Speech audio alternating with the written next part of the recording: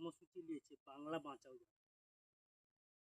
সত্যি তো বাংলাকে বাঁচাতে হবে, এই টিএমসির হাত থেকে বাংলাকে বাঁচাতে হবে। এই লুম্প্যান্ট বাহিনী চোর 2011 থেকে পশ্চিমবাংলায় তিলে তিলে সবকিছু নষ্ট করে দিচ্ছে। পরিবেশ বালি তুলছে, কয়লা তুলছে,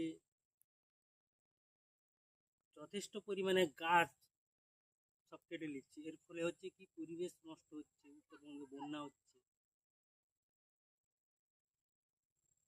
স্কুলগুলোয় হচ্ছে কি স্কুলগুলো পরপর বন্ধ হয়ে যাচ্ছে, ছাত্র নেই, বন্ধ হয়ে যাচ্ছে।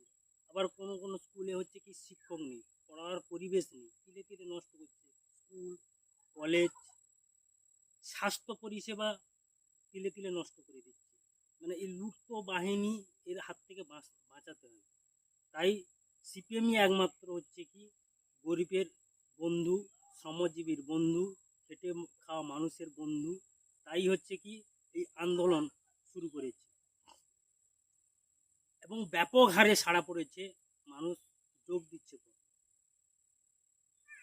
রুজি খরচ হয়ে যাচ্ছে, কিন্তু হচ্ছে সাধারণ মানুষের হচ্ছে আয় হচ্ছে না।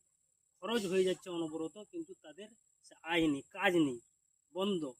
সব শ্রমিক ক্ষেত্রে কলকারখানায় কাজ নেই, 100 দিনের কাজ বন্ধ করে দিয়েছে।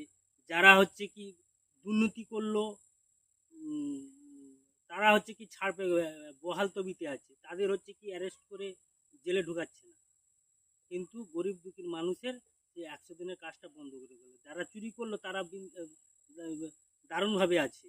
আর হচ্ছে কি সাধারণ মানুষের যে কাজ কাজ করে যে রোজগার করবে, সেটা হচ্ছে কেন্দ্র বন্ধ করে।